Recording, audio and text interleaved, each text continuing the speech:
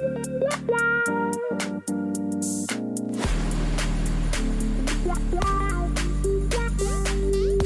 to An Awful World, but not awful like you think. This is the show where we discuss whether we would have discovered important advances in a world exclusively full of Haylies and Libbys. I'm Haylie. And I'm Libby. And today we're talking about taxes. You can't be too excited about taxes because it's one of the things in life that you simply can't escape. Taxes. Death and taxes, right? So, but what we want to know is, in an awful world, would you escape taxes? Let's find out. Yeah. Shall we? Let's talk about it. This is funny because Haylie and I both do tax law right now. So you would think we have some sort of unique perspective on it, but I don't feel like we do. No, not really. I mean, there's more taxes that I know about now than I did before. And it is actually like a very fascinating. Yeah, it can be. Yes. For sure. But also, what a system, you know? It's quite the system. So I know we'll get into the history of everything, but I'm just going to say from right now, and because sometimes our minds change from the beginning to the end. I'm going to say from right now, my perspective is, would we have taxes? Yes. I think that too. Would they be as elaborate as what we have now? No. Seems too hard. I agree with that, and I have a lot of feelings as to why. Such strong feelings. So strong. And we will get into that. Yeah. But first, let's talk about where taxes came from. Yeah, let's dive in. Just like I always say in almost every episode of this podcast, taxes are hella old. Hella old. So always old. So we think at least one of the earliest examples we have is in Mesopotamia in 3000 BC. Let that sink in. That was like 5,000 years ago. Yeah. That's disturbing. But it wasn't just like strictly like money because, money wasn't really a big thing at that point. And if you're curious about that, you should go back and listen to the money episode. But it was like livestock, grain, labor, like these were things that they paid as like quote unquote taxes. Those are my air quotes. Taxes. And then of course in ancient Greece and Rome. Of course. They always take Egypt's idea. I know. And then they tell the world about it. And then they're like, it was my idea. It was us. It's like, well, nobody wants to claim this idea because this does not make you a likable character if you came up with taxes. Also, everybody knows the Egyptians are the smartest people in the world, so they should stop stealing from them. They should know. Stealing their ideas. If you've reached this point in this podcast and you don't agree the Egyptians were the smartest people, get out. Exactly. I mean, like we should rename this show Egypt's Our Smartest. Everyone else came second. An Egyptian world. Okay? Exactly. So they would use it to fund like war and infrastructure, like much more like we would use or are supposed to use taxes for like today in modern times. So then like medieval times come along and we've got feudalism, which is like where all the all the lords, all the like really rich people in the towns or villages or something like that are taxing the peasants. Yes. So nice. And because they're like, live on our land and then we'll tax you. Exactly. But in medieval times, and this should come as no surprise to anybody, it was not funding war or infrastructure. It was funding the monarchy and religion. Well, of course. Shocking. I know. Now, here's like a quick side note. Is the middle school that I went to. Yeah, didn't you have like a medieval? Yes, it was like a medieval themed school. Yeah. Like, I know that sounds silly, but you were like the knights, right? We were the lancers. Oh, that's right. And everyone was like, what the hell's a lancer? And you're like, open a book. But so my homeroom in 6th or 7th grade, one of them, I can't believe that like this was allowed, honestly. Our classroom was set up. Our teacher decided, because it was like a science class, so we had those like longer science desks. And so there were 3 people at each table. And so he decided that each table was going to be split up into the noble, the knight, and the peasant. And so it was really that like every group project you would be with your table. And so it would be someone who had the highest grades, someone who had middle grades, and someone who was like failing the class. That's horrible. I know. And so like you knew who was doing poorly in the class and who wasn't. Look, middle school's already brutal enough. Yes. You don't also need to be classified by whether your grades are good or not. I know. It was terrible. That is terrible. But then like you had to, the one thing that was like fun about it was that like each table we got to like create a crest. Oh, like and like we got to like all work on arms. it together. Yes. And so like your table's crest like hung off the side. Well, and that's we all got fun. to like do that together. But it was like really a dick move that he's like, okay, person who's failing, you're the peasant. You're the peasant. Well, this is so interesting because I started reading the Da Vinci Code the other night, and I've already been annoying talking about reading it because I love the movies. And so I was like, all right, well, I'll read it. Anyway, at one point, the main character is talking about how the word villain comes from the word villager because it's like they were so demonized by like nobility and the monarchy that they became villain, which I thought was crazy. So, you know, the monarchy doesn't like poor people, which we already knew. Which is hilarious because literally, first of all, they are supposed to be just like service workers. Right. And like born service workers. And also their whole job is to help their village, help their to contribute to their little community. Yes. Yeah. You know, and that's just like villain. Yeah.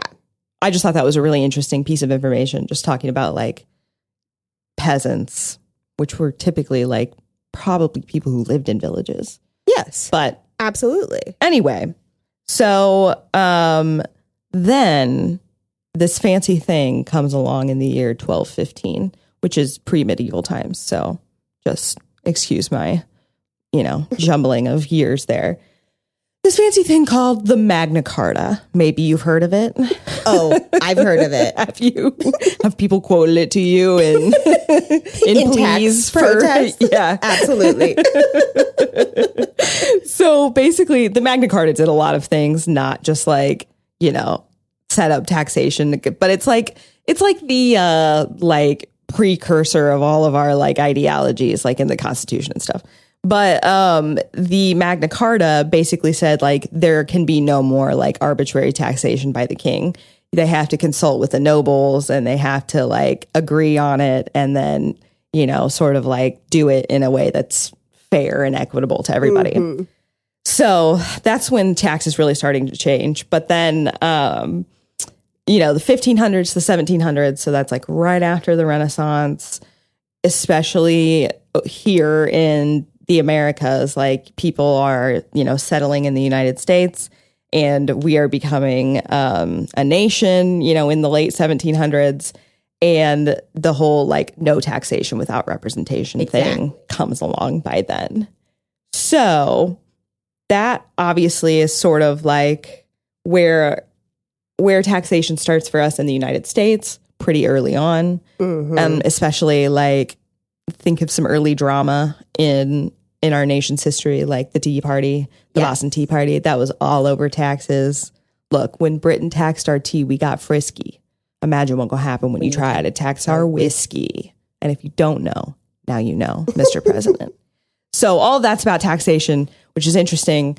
And then the Industrial Revolution happens in the 1800s. And then it becomes much more like widespread and considerably more formal than it ever was before, which I think is fascinating.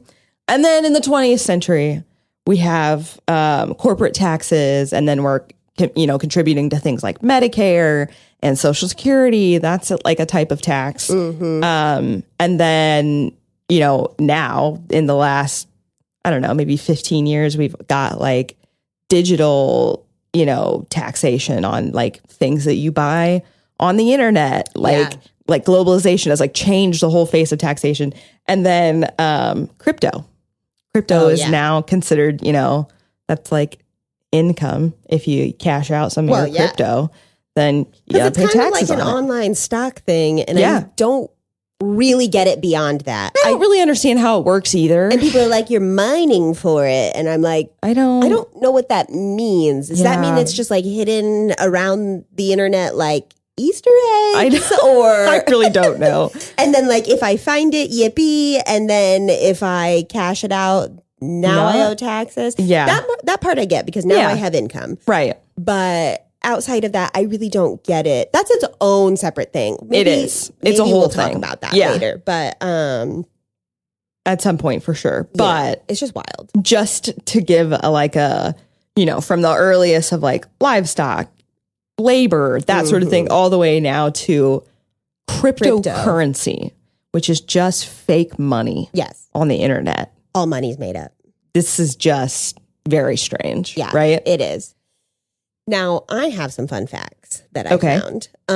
First of all, to preface this, did you know that Rosetta Stone there was a Rosetta Stone? Rosetta Stone? Yeah. Okay. I just thought it was like the language company. Oh. And I was like, the Rosetta Stone. Okay. It's a thing. It is.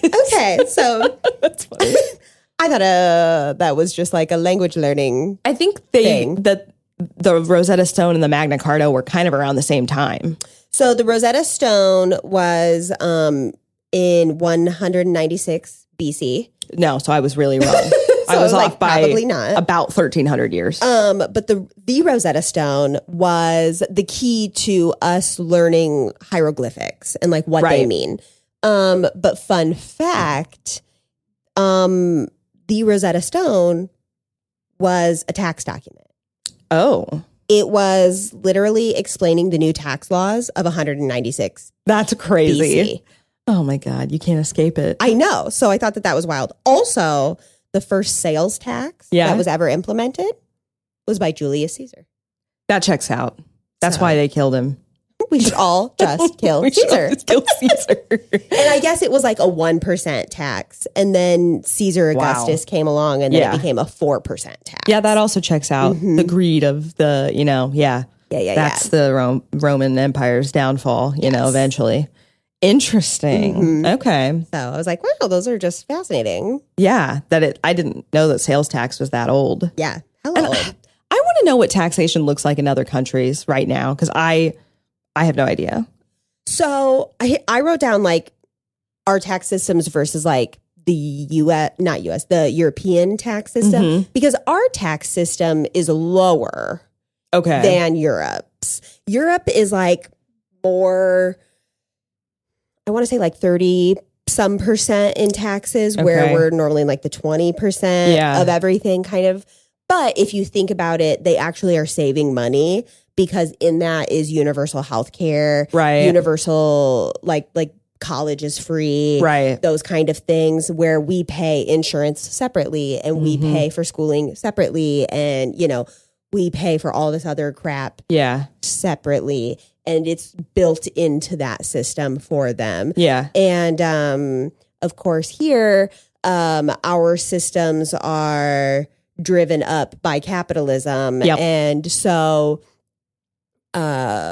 while people are like, well, you get a choice in your insurance. No, you don't because it's through your company. Your employer, And like your employer. And then it depends on how much they want to pay. Yeah. And then it depends on how much that insurance company is going to pay because, of course, they don't want to pay out anything. No. So then even though you're paying $100 a paycheck, then you're also having to hit your co-pays and your deductibles and all of that. And then even though you hit your $2,000 copay or deductible and you pay your $50 copay, then somehow if you have surgery after you've hit that deductible, you still owe $7,000 for some reason because they're like, because then it's like, well, then it's 60-40 split or whatever. Yes. And they're like, well, the hospital was in network, but the doctor wasn't in network. And I'm like, okay, well, no one told me. It's madness. We should do an insurance episode.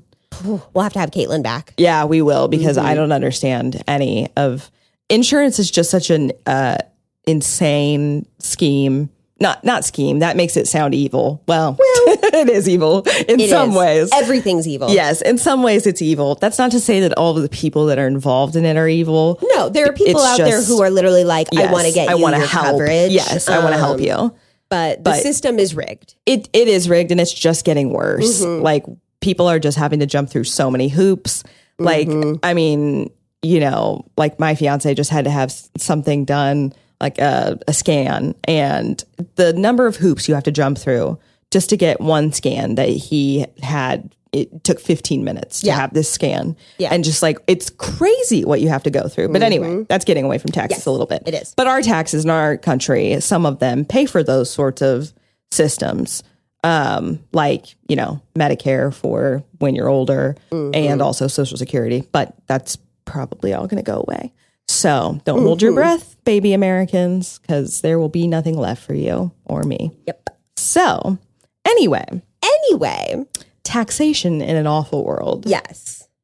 I agree that I think that we would have it, because I think at its core, taxation is a good idea. Yes. If the funds are used properly, which I think is really our problem here. 100%. Is that we totally misappropriate them. Yes. Like, I don't mind paying taxes because I want them to be used to like better the community I live in. Absolutely. I want our schools to be good. I want our roads to be good. Like, all these things that the government pays for us to like use and enjoy.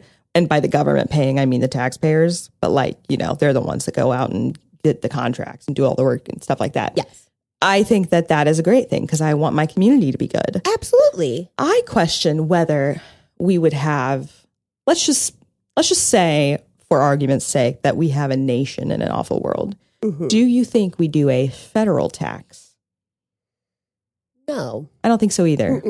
I feel like we're going to be very much more like community based. I think so too. And so I think that there would be no need for having federal tax. And I think that that just like, I don't know, things have gotten out of control from that front. Yes. With, 100%. Yeah. But you know what? State-wise, it's getting out of control too. Well, yes. You know, that's true. And I agree. I always think of John Green has made this argument several times that I don't care when, you know, I live in a neighborhood and the taxes go up, property taxes go up, because I want things to go towards schools, because I would much rather live in an area where people are smarter. Yes. Where people are educated. 100%.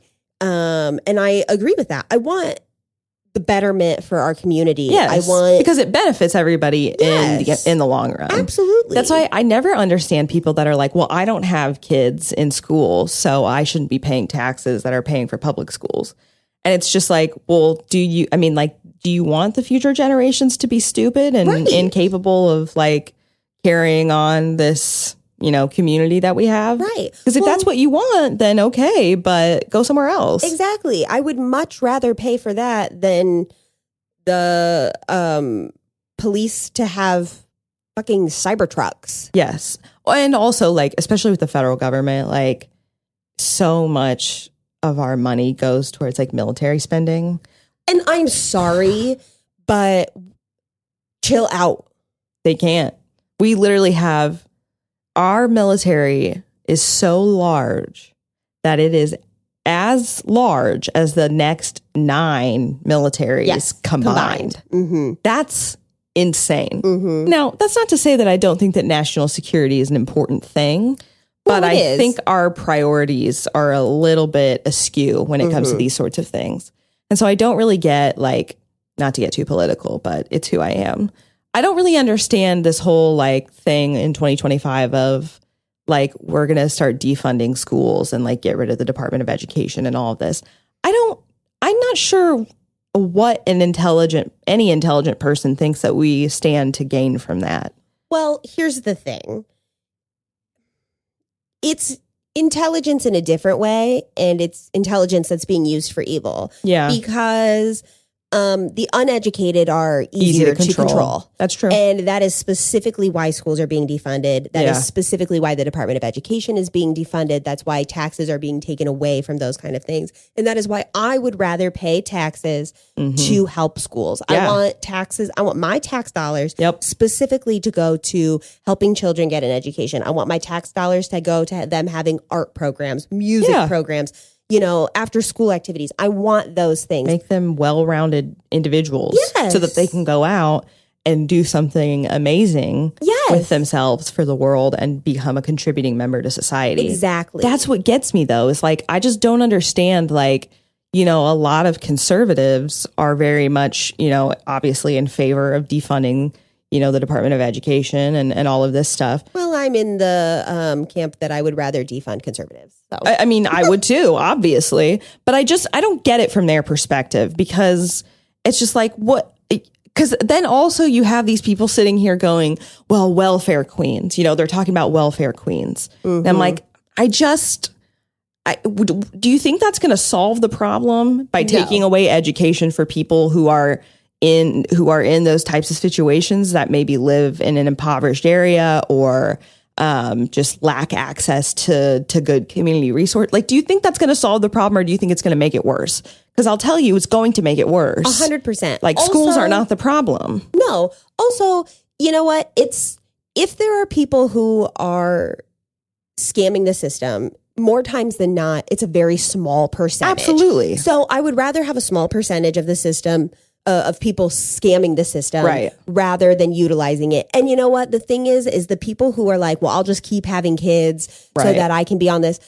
Their kids don't deserve they didn't ask for that. Have resources just because their parents are trash. Right. Don't punish them for that. And, they did this whole study, I want to say in Florida, because it's always fucking Florida, where they made them do drug tests to get their social services. And it was like 1% of people are on drugs. Most of these people are genuinely like, I've hit hard times. Right. And I need help getting back on my feet. Which is how it's designed to be used, 100%. Right? Understandably, it's difficult when there are people who feel like, oh, I need to be on this for years.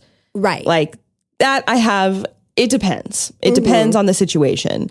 Unfortunately, I know some people who have been unemployed for a very long time who are not, trying to get jobs or, they're just content to live off of government assistance. Right. That is not okay. And I know that we've brought that up before. We've talked about it because I think that that's too much of a burden on the government, and governments aren't designed to do that.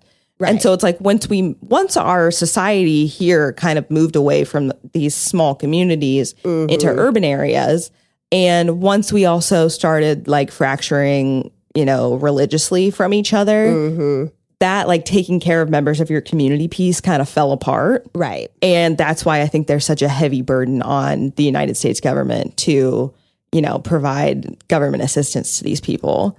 So I don't know. I agree that it's a small percentage of people who are abusing it like that. And I do think I'm fine with having like better protections for that not to happen. Right. But when it spends more money to drug test every single person all the time to be on this than it does to just give it to that 1%. Right. Maybe at some point you have to just be like, look, most people aren't doing it. Right. And sometimes somebody's going to slip through the cracks. Just weigh your options. And it's going to cost the taxpayers less money for that. And, great, you did the study and you found out, hey, it's actually working pretty well. Right. So now let's not waste money doing that because we've figured that out based on this one study. Yeah. But I think that we would have taxes that would be very community based. Yeah, like I think so too. And I think that we would be like, hey, pay in what you can, or here's a percentage that we think is fair based off of like what you're making and what we think you can do. And I think we would have a small percentage that's set to the side for social services like that. Right. But I don't think that it would become the system we have today. No, I don't think so either.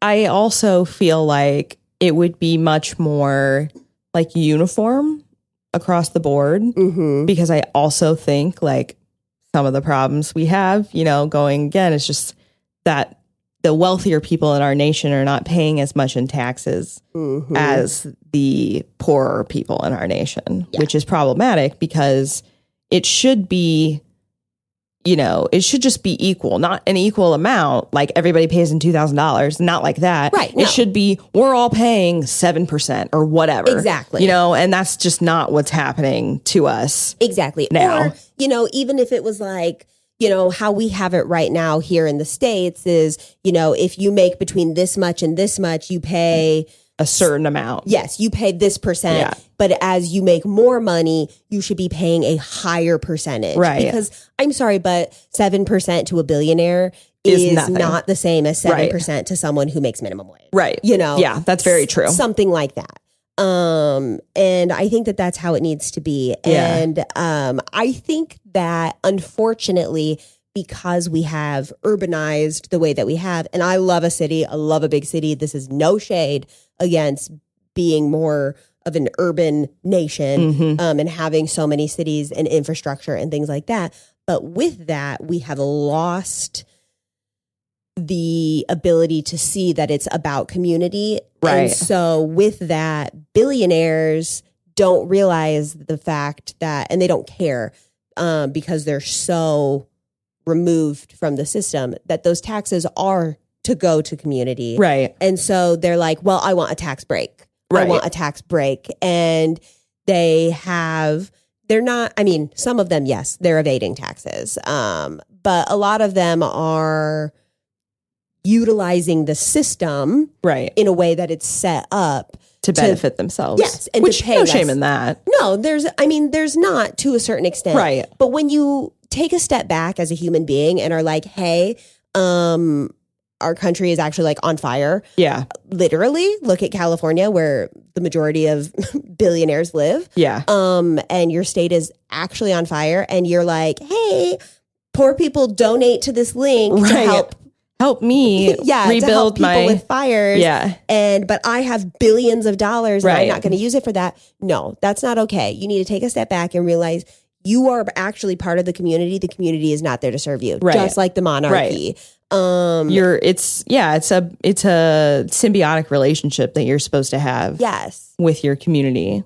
Well, a couple things that I was just thinking of as you were, talking about that is that I feel like first that the government really hides the ball from us 100% on taxes because, you and I get a pay stub every, couple weeks and I can see how much is taken out for Medicare and local income tax and state income tax and all that stuff. Right. But I don't know where that money's going. Like, I don't know how they're using it. I have no idea. I would love a breakdown at the end of the year to be like, your money specifically went to funded to these projects or whatever. It went to this school in this town and it filled 37 potholes and paid for, one person's salary. Right. Like show me that you're using this money well. Yes. Because they don't do that. Because I'm sorry, but paying for luxury vehicles. Girl, not to even get me started on that, man. I cannot even talk about it. I cannot talk about it on the podcast. If you would like my specific thoughts and feelings, I have many of them. Technically, I don't work there anymore. I can talk about it. Well, I can't. But I won't. I can't, but my feelings are, yeah. The way I want to spit on that photo as I walk. Yep. Yeah, especially who, but with some recent comments about the 3/5 compromise that I won't get into. Oh, God. Don't look it up. You'll just be stupider after you watch it. Anyway, so another thing I was thinking, though, is that in an awful world, I don't think there's wealth hoarding. I don't think there are millionaires and billionaires. No. Because for the most part, like, would I like more money? Of course. Everybody would. Yes. But mostly, I just want to be able to like live comfortably. I don't need like a luxurious lifestyle. I don't need a fancy car. I don't need a fancy home. Like I just want to be able to like live comfortably. I, believe it or not, want to work and like contribute to society because I don't know about you, but like not like doing anything, it just makes me feel like worse about myself. Mm-hmm. You know what I mean? Like it's nice having like something to do with your time that you feel like you are contributing something towards your community. So like, I want to do all of those things. I don't, need to be a billionaire with a private jet and all of this stuff. And I just don't think that that's going to happen in an awful world because we're just not those kind of people. No. Now, something I was thinking about last night, though, is it feels human nature to want more. Yeah. Yes. And to just want more. Yeah. I mean, and think about it like, I don't feel like this is really as big of a thing now. I still see people on TikTok doing this, but like collecting. Like, it feels like it is something way down deep in our brains that is so old, that is, that has just been passed down for generations, is to collect and to hoard a little bit, And think about like people collect stamps and people collect dolls and all sorts of stuff. And at some point, people are like, I collect money. And they're just like, I want more, I want more, I want more. And it's never enough. Yes. And it's something just like so deep down in our little lizard brains that we can't stop getting more. Right. But also at some point, you need to be the type of person who is like, I have to use this. Yes. I have enough. Or something. Yeah. Yes. And I have enough and I can help those around me. Right. Right. Because I always think like, everyone always plays that game of like, oh, if I won the lottery tomorrow, what would I do? And I am always, pay my loans off. Yes, I know. I'm always like, first thing I would do is pay off my student loans and then go on a vacation. Yeah. But then I'm also like, I would go on a vacation with my husband and my like 6 closest friends and their spouses. And I would pay for all of them. Like, and they're like the only people. We would enjoy it. Yeah. I'm like, they're the only people in the world I would tell that I won the lottery because they're the only people I would give my money to willingly, because you don't want like strangers being like, coming out of the woodwork. Give me money. Right. But like, I'm your long lost cousin. Right. And I'd be like, okay. And I don't care. But I just think so many problems don't arise if we don't have that like drive and that so many things like, which obviously, yes, you're correct. It's human nature, because if it wasn't human nature, our country wouldn't look like this. Yes. Because that is what drives capitalism, is that more, like never enough for me. But I just think a lot of problems don't come about if we don't have people hoarding wealth. Right. What I think is interesting too is, I'm a fan of really trashy television shows. Yes. One of those being Hoarders. I love the show Hoarders. Yes. Most of those people, especially the ones that are big collectors, like you're saying, and they've got these 100,000, baby dolls, whatever.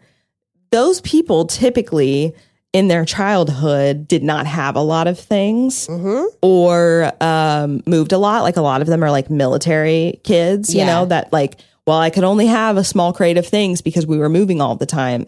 So I think that also does something to like the psyche of a child of just like I never have anything permanent. I never have a home. So once you finally like are able to have control over your like living situation, you're just like, I have to keep it all so that no one can ever take it away from me again. You know what I mean? Like, I think that that's so crazy. And I think that's how some people get into those situations. Oh, 100%. Just like, especially in those like rags to riches type situations. Yes. Because then they're like, well, I could lose everything tomorrow and be poor again. So I have to have more money. But it's like, I mean, at some point, if you're a billionaire, you could never spend that. You could never spend all of that. You will literally never be poor again. Right. You could sit in a yacht that you rent daily for the rest of your life and never work, fine. And you would be fine. Yep. And especially like once you have so much money, the way our systems here and a lot of other countries, because they keep their money elsewhere,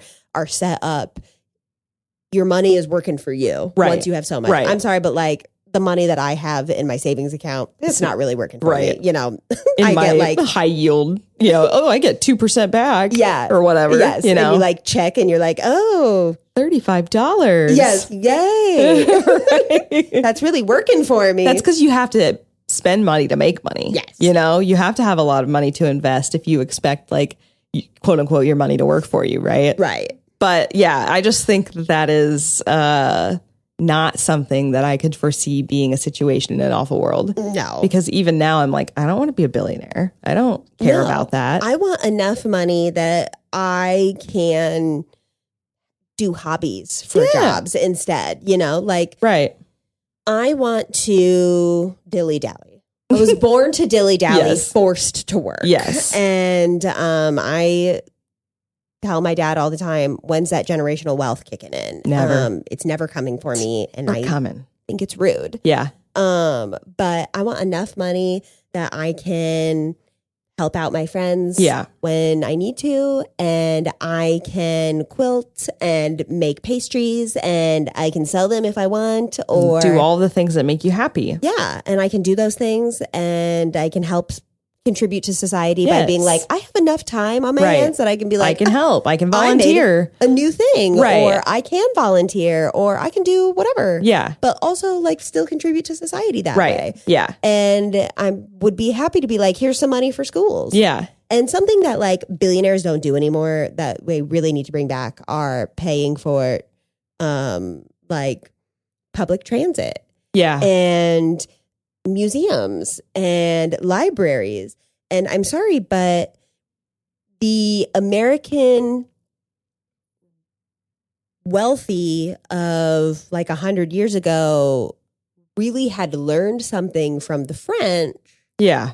And they're like, how you don't get your head cut off is you give back. Yeah, you contribute to this place. Yeah. Instead of just taking and never giving anything back. They're like, turns out they don't like that. Yeah. They're like, turns out they don't really care that you're this wealthy if you give back to them in a meaningful way. If you don't, they don't care how beautiful you are. They will march you out to the center of your very large castle and chop your head off. Yes. And they will use Haylie's tried and true chant. It's true. Guillotine.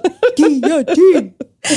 But yeah, and I mean, like, history is like destined to repeat itself, right? Like, I mean, but we're supposed to learn things. Yes, you're supposed to learn so that you don't repeat it. Right. And but nobody's fucking learned. No, we're all failing that test. We're quite a ways into this, and we are not learning our lesson very well. And I suspect, unfortunately, that things like that will happen again. I know. There's this t-shirt that I want that has a guillotine on it. It says, feeling French. Feeling revolutionary. That's right. Well, what else do you have to say about taxes? Anything? I guess not. I know it kind of got off, a little bit off topic there, but not totally, because I think taxes are so like related to our society and our wealth and the success of our communities, because it's just a compulsory, thing about how we make people pay it, because you're going to live here. You're going to contribute to this little family situation we got going on. Exactly. So here's one thing I want to point out is that I think that, we've talked about how our tax system will not be as sophisticated as it is currently, at least like here in the US, or really any like modern society. But something I think is funny, and we have talked about this at our office several times, is that you don't have to pay sales tax on groceries. Yeah. But you do on like candy. Yeah. But that a Kit Kat you don't pay sales tax on because there's flour in it. And it's no longer a candy. Yes, it's something else. And I just think it's kind of funny that like where we draw the line in certain things. It's incredibly arbitrary. Yes. But it's like at some point you do kind of have to be like, well, we have to draw the line somewhere. Right. And it is kind of funny. And so I do kind of wonder where we would draw the lines on certain things, or like what the tax would be, or if we would just be like, here's a base tax. Yeah. Across the board. I feel like it would just be a base tax. I feel like it would have to be. And like, I mean, maybe a sales tax, like, because that certainly helps like drive the economy of any place, right? Yeah. Like, I don't know. It's tough. Yeah. It's tough. I just feel like at the end of the day, though, that, eventually it would probably get a little more sophisticated because we would be trying to make it fairer. Right. And so then we would be like, okay, well, to make it fair for these people, it would be like this. And, and so eventually I think that's just how taxes get complicated in the first place. Yeah, that's true. And that we're trying to like compensate for all of these different situations. Yes. And especially like we have attorney brains. So people would be like, well, what about this particular instance? And then you're like, oh God. Yes. That's a whole can of worms. Exactly. And it becomes a whole thing. Yeah. But I do think that like you and I lean a little more socialist. Oh, 100%. In nature. And so I think that we would end up with a more like European tax system in the end. Yeah. Because we are so focused on like making people more well-rounded. Right. Having art programs and education and, all that kind of stuff. I'd just like to believe that in an awful world, and I'm just not sure if this would be true or not, but that there aren't like evil people, but people are flawed and... People are flawed. I think, here's the thing. What do I say every single day that we're together? That people are bad. People are bad, Libby. I know. People are bad. But I think the real thing that I think is that people are both good and bad. Yeah. And some people are just more bad than others. Yeah. And then they talk other people into being bad and allow them to think that it's okay to be honest about their bad sides, which is something we're experiencing in this country right now. I just don't know how you live with yourself. I don't know how you do either. That's just me. Like, I don't know. And honestly, I mean, I know we've talked about this in several different contexts, but like, I was just always raised to care about people and to care about, what happens to people and to love people. Mm-hmm. And so I don't get it. Like how you could treat other human beings like that and then still like be able to live with yourself. I mean, I totally agree.